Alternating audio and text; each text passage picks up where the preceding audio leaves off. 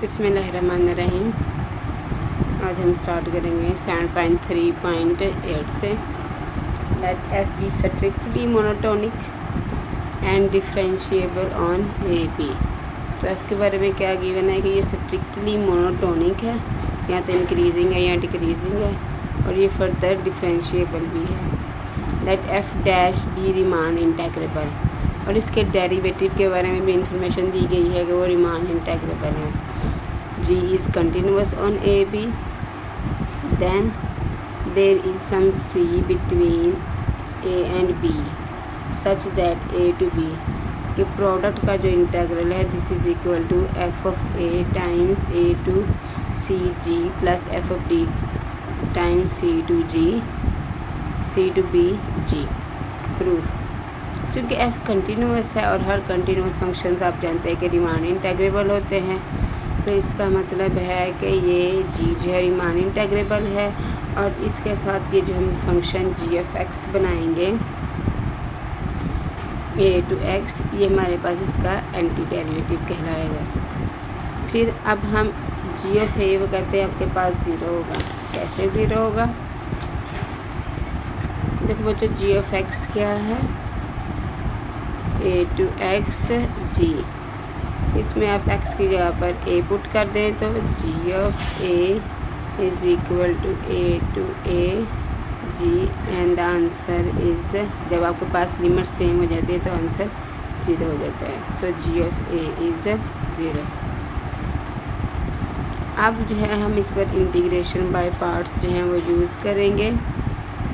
a to b f of x g of x d of x is equal to A to B F of X, और चूँकि जी जो है आपके पास continuous है तो Riemann integrable है। रिमान इंटेग्रेबल है तो आपके पास इसका एंटी डेरिवेटिव एग्जिस्ट करता है। हमने पढ़ा था कि हर जो कंटिन्यूस फंक्शन होता है उसका एंटी डेरिवेटिव एग्जिस्ट करता है। तो g f x is equal to g dash of x, ये हम पुट कर देंगे यहाँ पर। अब इस प्रोडक्ट पर हम इंटीग्रेशन बाय पार्ट्स यूज़ करेंगे, जो कि हमने लास्ट लेक्चर में डिस्कस की थी। तो आपके पास इंटीग्रेशन बाय पार्ट्स क्या है? 7.3.7। तो कहते हैं कि अगर इसको फर्स्ट फंक्शन लिया जाए और इसको सेकंड फंक्शन लिया जाए तो this is equal to first function integral of the second function minus integral of the second function into derivative of the first function. ठीक है जी, तो ये हम अप्लाई करते हैं इंटीग्रेशन बाय पार्ट्स।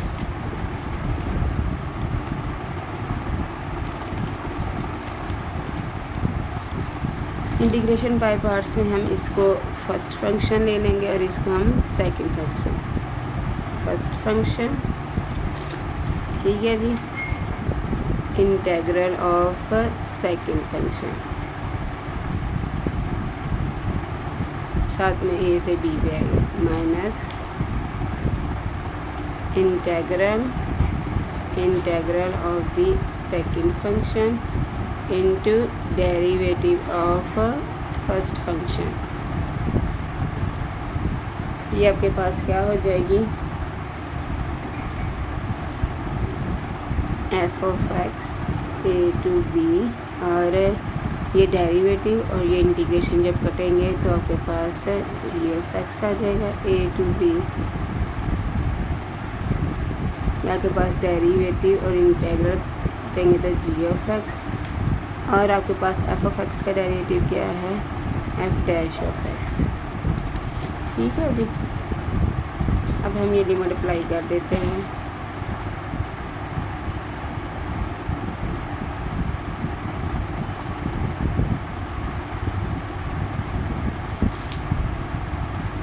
ठीक है जी, तो ये हमारे पास f of b g of B minus F of a g of a minus a to B g of x f dash of x. G of a के बारे में हमने ऊपर क्या कैलकुलेट किया था कि ये ज़ीरो हो जाता है, तो जी एफ ए आपके पास ज़ीरो हो जाएगा। और बाकी बच गया जाएगा आपके पास f of b g of B minus a to B g of x f dash of x into d of x. अब कहते हैं हम ये इंटेग्रल लेने लगे हैं और उस पर मीन वैल्यू थ्योरम जो हमने पीछे पढ़ रखा है, मैंने आपको लास्ट लेक्चर में समझाया था, हम वो अप्लाई करेंगे।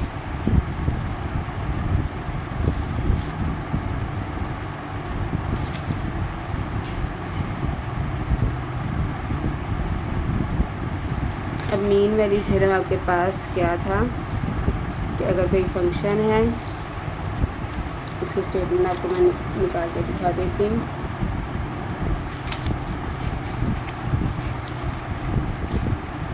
अगर फंक्शन कंटिन्यूअस है और जी जो है पॉजिटिव फंक्शन है, एफ कंटिन्यूअस है, जी पॉजिटिव फंक्शन है, फिर आपके पास एक सी एग्जिस्ट करेगा between a and b such that कि ये जो प्रोडक्ट है this is equal to F of c times A to B g.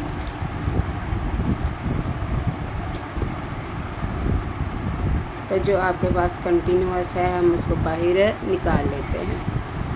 तो ये जो जी ऑफ एक्स है जो कि हमने इस तरह से डिफ़ाइन किया है, हमने बाय फर्स्ट फंडामेंटल थ्योरम हमने प्रूव कर रखा है कि हम जो इस तरह से बनाते हैं फंक्शन, इसमें जो ये वाला जो फंक्शन है ये कंटिन्यूअस होता है। तो ये जी ऑफ एक्स है ये बाय फर्स्ट फंडामेंटल थ्योरम हमारे पास कंटिन्यूअस है।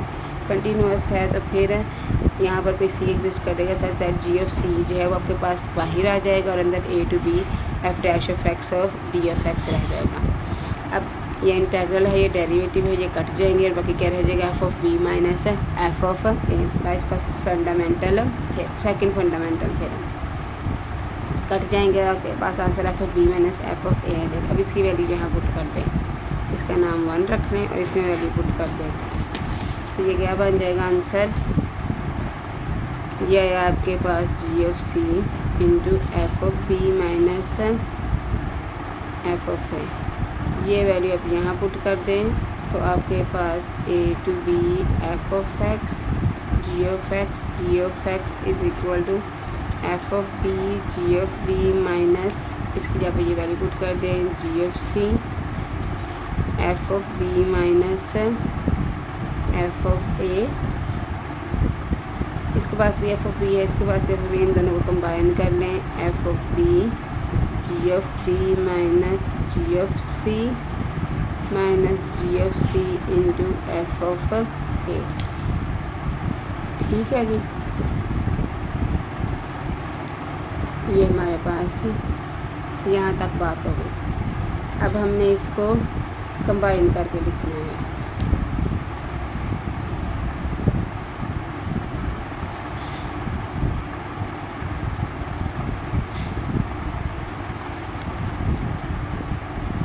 ये एफ ऑफ बी ऐसे ही, ये आपके पास है सी to B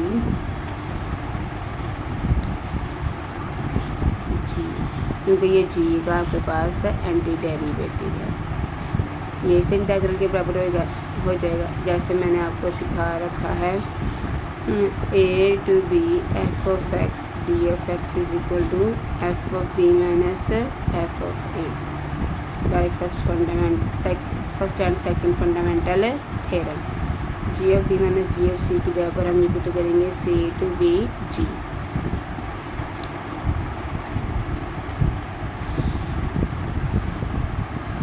F of a, अच्छा ये माइनस और ये माइनस इसको प्लस कर देगा, यहाँ पर प्लस आ जाएगा। जी ऑफ सी किसके बराबर है, हमने जी ऑफ एक्स किसके बराबर डिफाइन कर रखा है, जी ऑफ एक्स हमने कहा था this is equal to A to x g. G of x is equal to A to x g. तो जी ऑफ सी क्या हो जाएगा a to b a to C. G of x क्या था a to x g, g of c क्या a to C g, a to c of g, और यही हमने शो करना था। This is equal to F of A to C G plus F of B C to B और G. तो ये हमारे पास थ्योरम प्रूव हो गया। नेक्स्ट थ्योरम है हमारे पास change of variable. Suppose that u has continuous derivative on C d, let f be continuous on range of u, f किस पर कंटिन्यूस है, यू की रेंज पर कंटिन्यूस है। मतलब एफ़ जो है यू को एज इनपुट ट्रीट करेगा, यू की रेंज को एफ़ इनपुट के तौर पर ट्रीट करेगा। और फर्दर जो है आपके पास जब हम सी पर यू अप्लाई करते हैं तो आंसर ए आ जाता है, और जब हम डी पर यू अप्लाई करते हैं तो आंसर बी आ जाता है। फिर हमने क्या शो करना है, then A to B F of x D of x is equal to C to D F of U T into you dash of T into D T. यहाँ के पास चेंज ऑफ वेरिएबल है, substitution theorem भी है कि जब हम integration में सब्स्टिट्यूशन करते हैं एक्स की जगह पर कोई और फंक्शन पुट कर देते हैं तो हम जानते हैं, फिर हम अपने डी एक्स को भी डी टी में कन्वर्ट करते हैं। तो कहते हैं आप शो करें कि ये इंटेग्रल फिर इस इंटेग्रल के इक्वल होता है।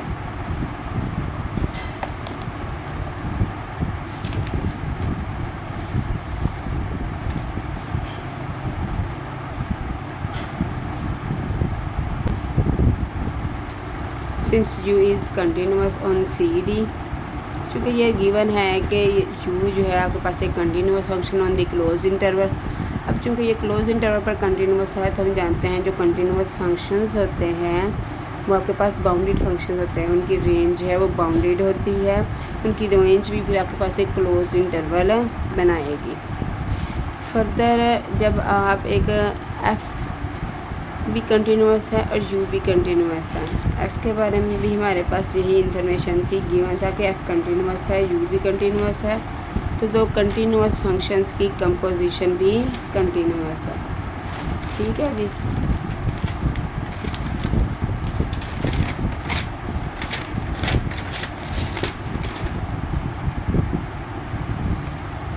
यू भी कंटिन्यूस,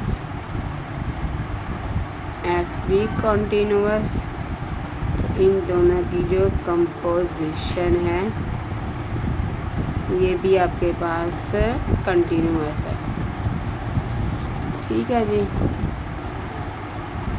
और इन कंपोजिशन कंटिन्यूस भी है, यूँ चूँकि कंटिन्यूस है तो लिहाजा इंटेग्रेबल भी है।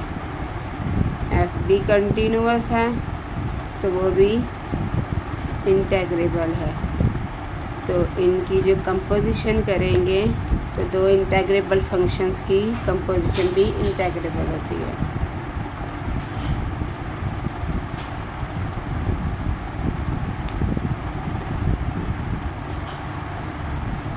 कंपोजिशन भी इंटेग्रेबल हो गई। अब हम कंपोजिशन और यू डैश दोनों की प्रोडक्ट लेने लगे हैं, इसकी u डैश के साथ। तो अब आपके पास बच्चों ये भी इंटेग्रेबल है, ये भी हमने शो किया है, u डैश भी इंटेग्रेबल क्योंकि वो, तो इन दोनों की प्रोडक्ट भी आपके पास फिर इंटेग्रेबल होगी। इनकी प्रोडक्ट इंटेग्रेबल होगी, इनकी प्रोडक्ट कंटिन्यूस होगी, कंटिन्यूस होगी तो ये इंटेग्रेबल हो गई, क्योंकि कंटिन्यूस फंक्शंस की प्रोडक्ट भी हमने पढ़ रखी है कि वो कंटिन्यूस होती है। तो इसका मतलब ये फंक्शन इंटेग्रेबल है। अगर ये फंक्शन इंटेग्रेबल है तो फिर हम क्या कर सकते हैं, हम इसकी कंपोजिशन के साथ एक फंक्शन बना सकते हैं a to c to x, c to x is equal to phi of x। जैसे हमने यहाँ पर फंक्शन बनाया था फर्स्ट फंडामेंटल थ्योरम में, क्या कोई फंक्शन रीमान इंटेग्रेबल है तो आप उसकी मदद से एक फंक्शन f ऑफ x बना सकते हैं। तो हर जो फंक्शन आपके पास रीमान इंटेग्रेबल होता है, आप उसके इंटेग्रल में एक जो है वो लिमिट को वेरिएबल कर दें तो आप एक फंक्शन बना लेते हैं f ऑफ x जो फर्दर कंटिन्यूस भी होता है। तो हमने एक फंक्शन फाई ऑफ x बना लिया c टू x। अब ये कंपोजिशन को मैं ऐसे लिखती हूँ f of u t u dash of t into D T. You dash of t already था तो इस कंपोजिशन को मैंने ऐसे लिख लिया। ठीक है जी।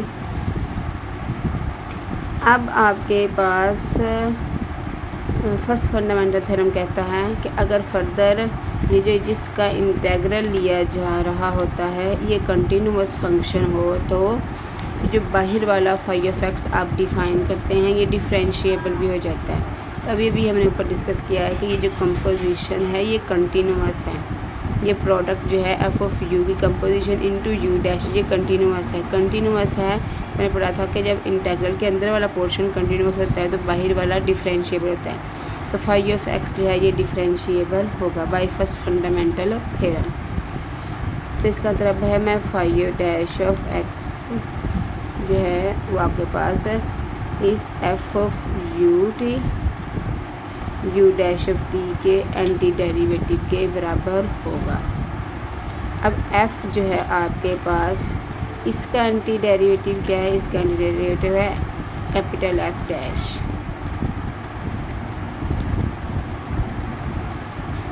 You dash of T variable जो है ना इस साइड पे चूँकि हम एक्स यूज़ कर रहे हैं तो हम सारा फिर वेरिएबल एक्स ही कर लेते हैं।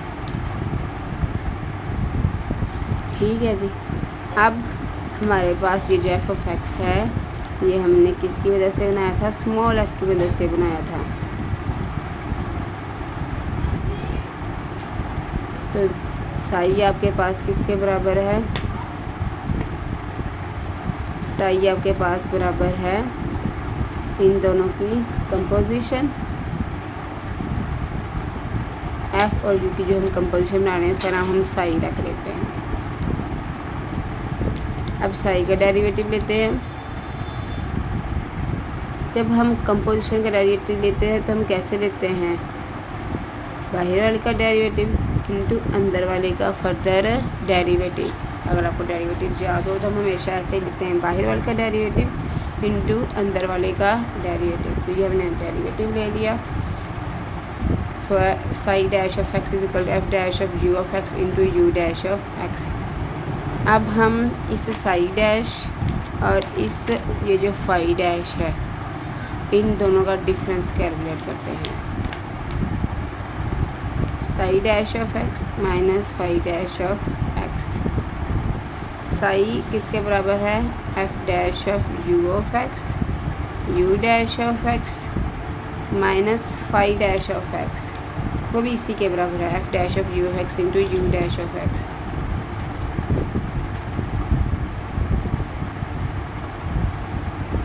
तो ये कट गया, आंसर आ गया 0। तो इसका मतलब है phi dash minus psi minus phi dash of x is equal to 0। जब आपके पास किसी चीज़ का डेरिवेटिव 0 हो जाता है इसका मतलब है वो फंक्शन आपके पास कांस्टेंट है। तो इसका मतलब psi minus phi is constant, तो इन दोनों का डिफरेंस कांस्टेंट है। अब हमने वो कांस्टेंट कैलकुलेट करना है कि वो क्या है। तो psi minus phi is a constant function. तब कहते हैं फाई ऑफ सी कैलकुलेट करते हैं। Phi of c, phi of x किसके बराबर है, phi of x is equal to C to x f of U T U dash of T into D T. यहाँ आप x के यहाँ पर c पुट करें तो आंसर क्या आ जाएगा, phi of c is equal to C to c. और आप जानते हैं जब हमारे पास लिमिट्स सब बराबर हो जाती हैं तो इंटेग्रल क्या हो जाता है 0। तो फाई डैश ऑफ सी की वैल्यू आ गई 0। इसी तरह आप एफ ऑफ सी यहाँ पर एफ ऑफ सी पुट करेंगे इसके अंदर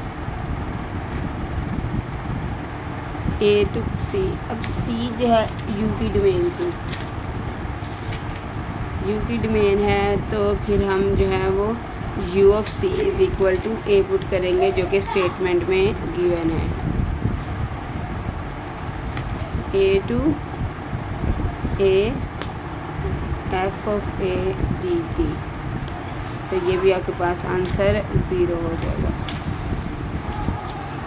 अब साई ऑफ सी कैलकुलेट करते हैं। यहाँ पर सी पुट करें, psi of C F of u c F of u c F of u c. इसका मतलब है कि हमने ए से लेके यू सी तक इसको इंटीग्रेट करना, F of T D T और यू ऑफ सी किसके इक्वल है,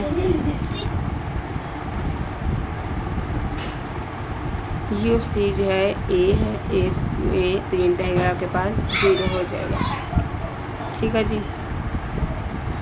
तो आपके पास सी पर क्या है, फाई ऑफ सी भी 0 है और साई ऑफ सी भी 0 है, तो phi of c minus psi of C is 0। तो सी पर इन दोनों का जो डिफरेंस है आपके पास वो 0 हो गया है। और हमने अभी क्या डिस्कस किया है कि ये डिफरेंस कांस्टेंट है, इसकी हमेशा एक ही वैल्यू आनी है। तो अगर सी के लिए 0 आई है तो इसका मतलब है कि आपके पास हर पॉइंट पर इनका जो डिफरेंस है वो 0 ही होगा। इसका मतलब है साई और फाई ये बराबर फंक्शंस हैं। अब a to B F of T D t आपके पास ये किसके बराबर है, यहाँ थोड़ी सी मिस प्रिंटिंग है। ए to B F of T D T is equal to by second fundamental theorem this is equal to F of B minus F of ए। ठीक है जी। और एफ ऑफ बी किसके बराबर है आपके पास,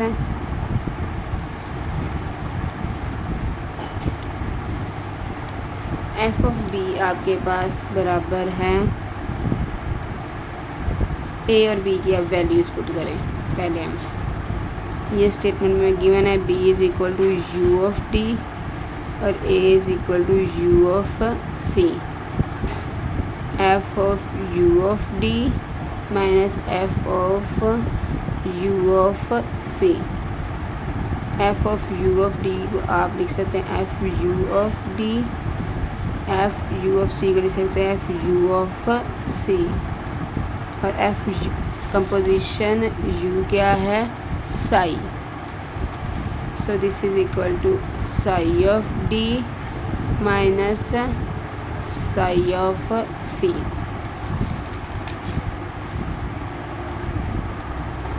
ये आपके पास इसके बराबर आंसर आ गया। और साई को हमने अभी भी प्रूव किया है कि ये फाई ऑफ एक्स के बराबर है।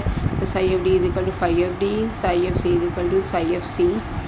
और हम जानते हैं कि इन दोनों का डिफरेंस किस बराबर है, integration c to D F of U T into you dash of t. जो ऊपर हमने साई डिफाइन किया हुआ है और यही हमने प्रूव करना था, वो हमने कर दिया कि A to B F of T D T is equal to C to D F of U T U dash of T into D T. Next example है, बहुत इजी है, ये आप देखेंगे तो आपसे हो जाएगी।